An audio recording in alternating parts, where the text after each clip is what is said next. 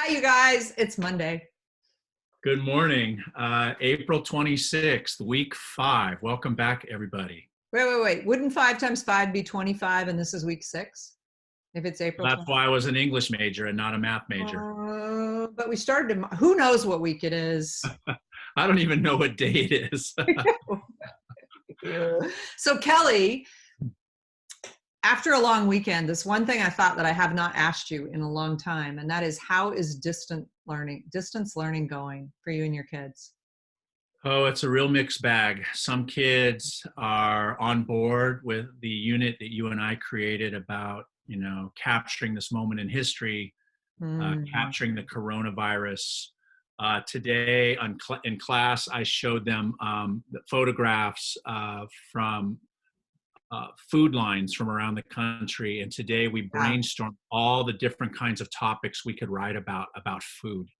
And so some kids wrote about going to food banks themselves. Some kids wrote about learning how to cook. Some kids wrote about restaurants they missed. And so You did this online together, I all of did us? this Oh, online I love this prompt. this morning after I showed them the photographs. And one of the photographs is from Mother Jones magazine. One of the photographs was from right here in Anaheim. And Mhm. so we looked at that, and then I just put the word, let's write about the phrase, let's write about food. And then we just brainstormed, what are all the different ways you could write about food? How is food in your life different, or, has changed? Some of my kids are serving food still. They still work in fast food places, Wow. work in pizza places. So a lot of them were writing about the fears of that. Now, before you go farther, what did you write about? I wrote about the idea. Well, I did 2 different classes, so I wrote differently in each class. The first one, I wrote about the idea that my diet has really, really changed. I'm eating less, and I'm talked about how I'm so busy during the school year that I usually don't pack a lunch and take it to school, and so I eat crap. I eat fast food a lot, and that I'm actually in a time when many people are suffering, I'm actually feeling better because my diet has improved and I'm exercising more and not eating Mm. much. But then after I wrote that the first class, I felt so guilty about writing it that the second class, I wrote about, my thoughts about the people who have to wait in these lines to get food, and Mm. um, talked about, remember, I don't know if you remember this, but you shared a historical photo with me Yeah. last week of people waiting in bread lines. And so I kind Mm. of wrote about, what are the lessons we can learn from the last time we went through this? And this is a time of opportunity for people to help and to band together and help one another. So That is in a that really rich topic. Yeah. So in that sense, Mm. for a subset of my kids, that's going really well. But for another group of my kids, they don't. They've indicated they don't want to write about it anymore. Mhm. So even though that's kind of a broader topic, and I'm concerned still because as we're taping this morning, uh, I'm still missing a lot of kids. I'm still missing more than half my kids. Uh, but what's really interesting in one of the interactions with my kids, with one of my classes today, one of my kids said to me and to the rest of us, why don't we think about, writing about something different? And everybody started to brainstorm a little bit. And it then reminded me that maybe the right approach for some of these kids is to try to go a little bit lighter. These kids are mourning the loss of their school year. I teach Yeah. seniors. They're mourning the loss of their senior year. And so I recalled an assignment I've done for years with seniors, but could be done in any grade, in which we spent the last 6 or 7 Fridays. We called these Senior Fridays. And on Fridays of those school days, we did something that brought kids nostalgia about their school year, about their senior Mhm. year. And so each Friday was a lighter but more fun thing to do. I printed some so I would remember some of them. So, for example, we might on one Friday do senior time capsule. So if you were going to create your own senior time capsule for somebody to Mhm. look at 50 years or 100 years from now, what would you put in it and why? Is that like Uh, if I'm a senior citizen almost, I can create a senior, have some things. right. One Friday we had kids create board games, the game of Magnolia High School, and they had a lot of Mm, fun creating the rules of the games. And and if you want to skip Gallagher's class, you have to do this, that kind of thing. mm. Um, we did, their traditional senior awards like most likely to succeed. It seems to me, Penny, I remember Oh no. Uh-uh.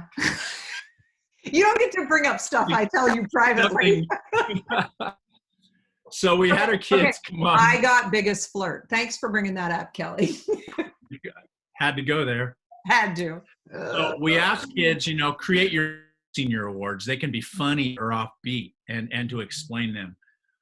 Another Friday, we might do senior quilt. I think you and I had shared this assignment back and forth years ago when it appeared in the New York Times. But this is in my book, Right Like This. But this chart that shows the decade graphically, right, and has some really interesting categories like verb of the year, Well, and that's noun. why I brought this one out because I was downstairs cleaning my basement and I found one that I had done in 2010 through 2013. And look at my book of the year in 2011. Right Like This, my Oh favorite my book goodness! of Look the at year. what a I coincidence. have that chart that's in your book. I have it from the New York Times on my website. If anyone wants to do this, what I love about this assignment, so you got to choose your own category. My kids didn't have to stick with those categories. And I loved that. Mine were sport, favorite travel, best book, noun, verb, and best sketch.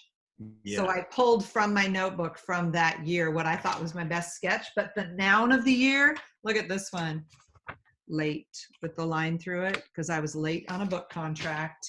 May it Uh-oh. never happen again.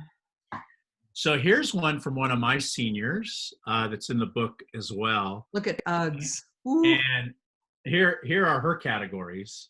And by the way, these are her 4 years of high school, so freshman, sophomore, Yep. junior, senior.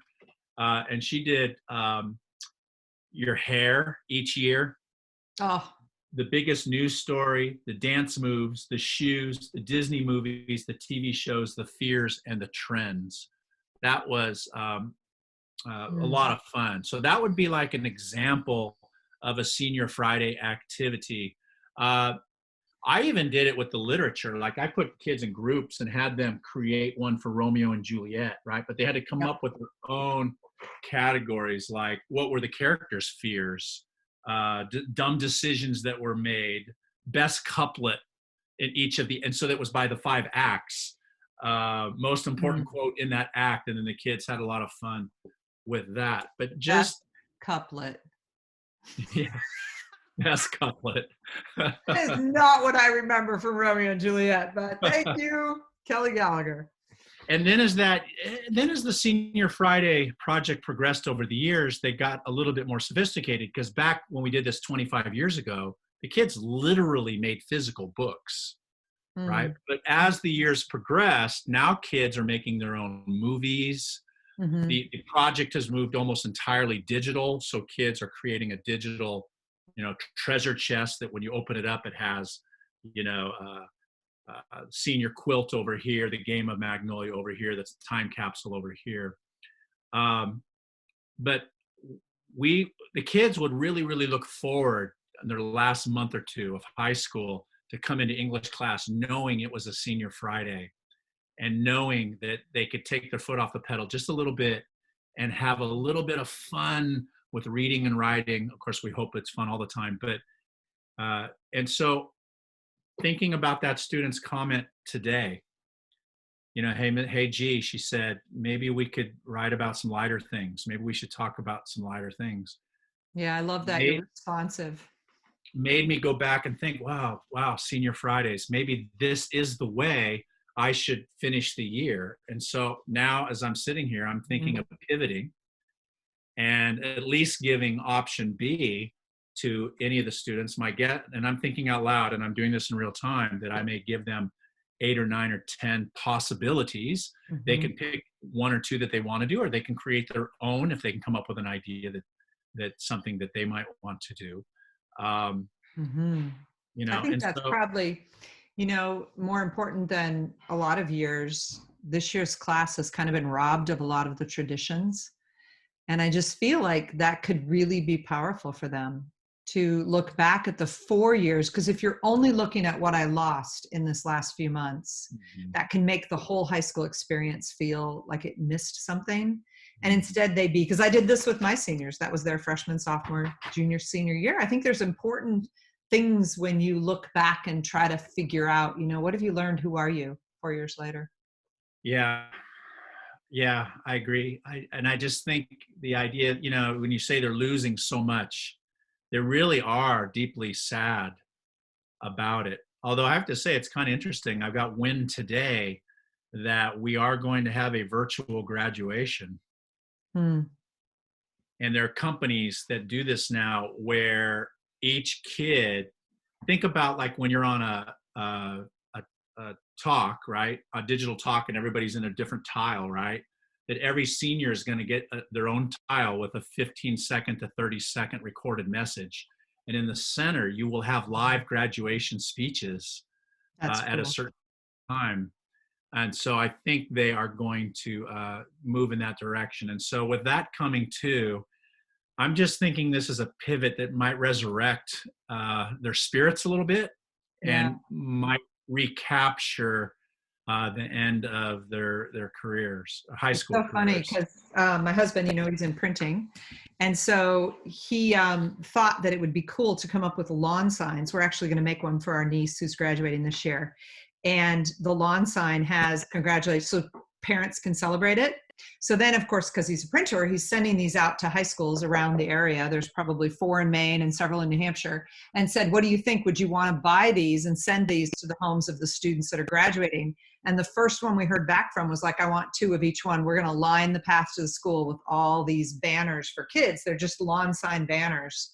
How And cool is then that? send them. I think there are ways that we can figure out how to recognize that this is a hard time for kids. But you know what I love about what you did is that I didn't really know this was going to be such a loaded question to ask you. How's distance learning going? Mm, But I think everybody is struggling with, what do you give kids to do that they want to do? And 2 things I want to say about that. One is that my department chair at the university sent out a department email today about just the fact that in the last 3 class periods, one of his students had not shown up, and he had no reason to know why on the Zoom that they have each week or each day that they're missing in class. And he got a message. He was out raking his lawn, and he got a message that the kid wanted to talk to him on Saturday. And he was kind of doing that, really, do I got to give up time on my Saturday? But he was like, of course. So he comes in from his, raking his lawn with like grease on his face and, leaves in his hair. And the kid is on there with his dad, and his mom's in intensive care. And mm, the dad starts crying in the midst of mm. and holding his son. And he just was reminding all of us that it's so easy to say this kid hasn't even bothered to check in, and we have no idea what's happening with the kids who aren't checking in. And I just thought it was so moving. And the other thing I wanted to say about distance learning was sitting on the couch this weekend with my daughter, because she's assigning these fun things for 10th or 5th graders, 10-year-olds to do. And she was pulling up their work. And I thought her literacy coach gave her such wise advice: do 1 glow, 1 positive, and 1 grow, something you want to nudge them on. And Mhm. they're not graded, but they're, and so she was sitting next to me saying, what would you say for the glow? What would you say for the grow? And it was so great because we were having this little, mentoring mom to daughter, but it was really teacher to teacher talk about, the first few of them, I said, well, this is what I would compliment them on. And then after that, I was like, well, what would you say? And I think how to grade right now is a critical question. And they're giving them full credit for trying, but you still want to give them feedback. She had these really strong kids, and I said, like, this is a strong writer, but there are no paragraphs. I would want to nudge this kid on paragraphs. And, that kind of thing. So how do you make distance learning good for the kids that do show up? What do you do for the ones who don't?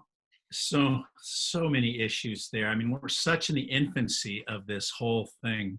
Mhm. I mean, I'm thinking, first of all, if I'm a new teacher and I have to be stuck in a house, I'd be stuck in a house with Penny Kittle, and going over the students' work would be pretty nice. I don't know if Uh, I'm also her mother. but I'm I'm thinking, it's kind of this dichotomy. I don't want to be the old man technophobe who says this is not a good thing, Yeah. that this Yeah. is not the beginning of a good thing, because I know there are certain schools, like I know Stanford University has a completely digital high school that's high performing Mhm. and has done really interesting things.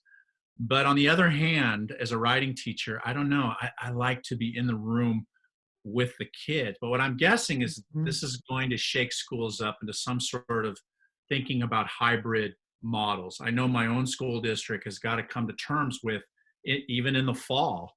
Uh, are you going to start a traditional school with every kid there when the virus is not completely eradicated yet? Are you going to go to a part-time model where kids are Right. staggered and are at school on certain days? Um, I think there's potential here for a real interesting shift in education, but none of that helps the half of the 50% of my kids I can't find. Right. And my daughter-in-law and I were talking today because she's in graduate school right now. And we were talking about the fact that there is a difference between what you learn on a campus in between classes and talking to people casually as you're waiting for class to start, just about life and about your connection to a community that is impossible now that all of her classes are online. And so she finds herself struggling with her own engagement in the same way that it was. And besides, she said, I came upon a problem this weekend and I didn't know who to contact in class because we've never talked just casually, Mm. right? And I think about that as people talk about, ooh, we can go all online. There is something that's gained as a community of humans that sit in the same space.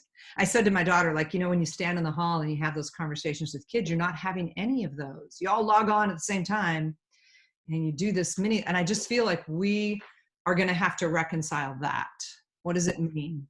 How much better have I become as a teacher based on just lunchtime conversations with other teachers over the years, right? Absolutely. Well, you got a pretty good lunch table. I love those people. Most of them are all right. Absolutely. There's a couple. No, but it's so true. It's stuff that makes the heartbeat of the school. The fact that, like when Pat came to sing to me on my 25th anniversary and the entire first floor came out of their classrooms and watched him with these 5 violinists outside my door, that was a moment that is part of the history of that class because you don't see stuff like that. Yeah. These are I human can, beings. off the top of my head, and I did not know the conversation was going to go in this direction, but I can just say that 27 years of running a faculty book club is really it's not just about books. It's about collegiality. It's about hearing ideas from people I would never otherwise have interacted with because our paths do not cross. There is a richness, and I think fabric is the right word. There's a richness that comes to, and then you could get into that whole thing about kids needing face-to-face time so that they can read. If you're on a screen with 25 other little tiles, you're not getting facial cues from people. You're not developing empathy because you don't see closely really the reactions of others. All of that is very concerning to me. Yeah, I would agree. I don't think anything can replace that. And so what does the hybrid look like? When you said the other day to me, what if kids are going to high school Tuesday, Thursday, and the other days they're in apprenticeship programs and they're doing online classes and there's some kind of college high school hybrid? I think if we don't take this opportunity to reimagine all of high school, we're How missing about it. every Wednesday there's 5 different academies going on and you get to pick the one you want? The Yeah. art academy, the music academy, whatever, right? But Yeah. I think that's the opportunity that is going to come out of this horrific event that we're all experiencing.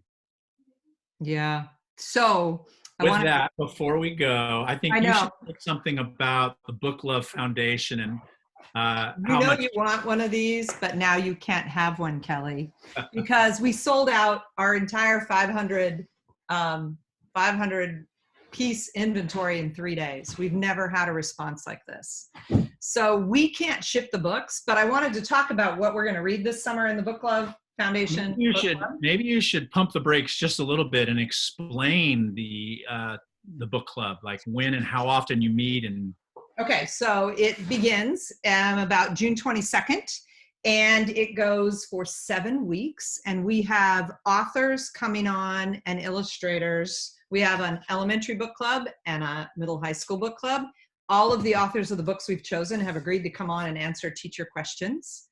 And they sometimes even the illustrators. These are amazing books. This one is about teaching. You Are No Longer in Trouble. Amazing collection of poetry. One of my all-time favorite new books.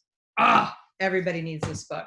And then we read one PD book together. And Goldie Muhammad's Cultivating Genius, an Equity Framework for Culturally and Historically Responsive Literacy, is an amazing book. I read it the first time.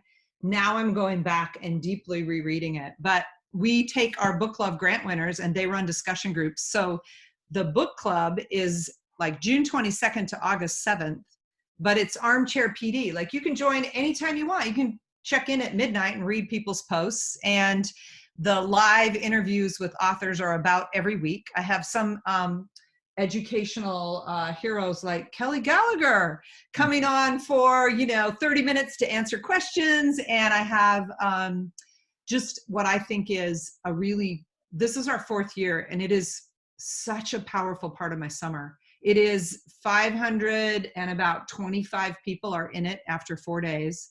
So we just keep adding people. We had 1,200 people from all over the world a year ago. And the thing to remember is right now, everything's sold out but online. So you have to order your own books, join us online for $60. And that $60, 100% of it goes to teachers' classroom libraries. So we want everybody to join. I wanted to end by saying, join the online book club. It's awesome. Yes.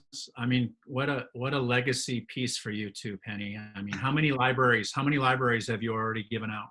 Well, we've given grants to 200 teachers, $500,000 we've given away. So it's amazing that so many people support us every year. But more than anything, we are thinking a lot about how do we support teachers. So the PD piece is coming in again and again. So very cool. Thought I'd throw in a little plug. If I want to join that, where do I go? Summerbookclub.org. Really smart question there at the end. Thank you. Okay. And tomorrow we're excited. We're doubly excited because we have Kylene Beers and Bob Probst. And what the 4 of us are going to talk about is how do we work together to write together. The idea that collaborative writing in the classroom is a very underutilized tool, that kids should be doing more writing together. And since Penny and I have written together and Bob and Kylene have written together, we're going to kind of kick around what we've learned and how that may translate to our teaching. Absolutely. So thanks for your time today, all of the teachers that are out there, and you, Mr. Gallagher. We'll see you all tomorrow, everybody. All righty. Bye, you guys.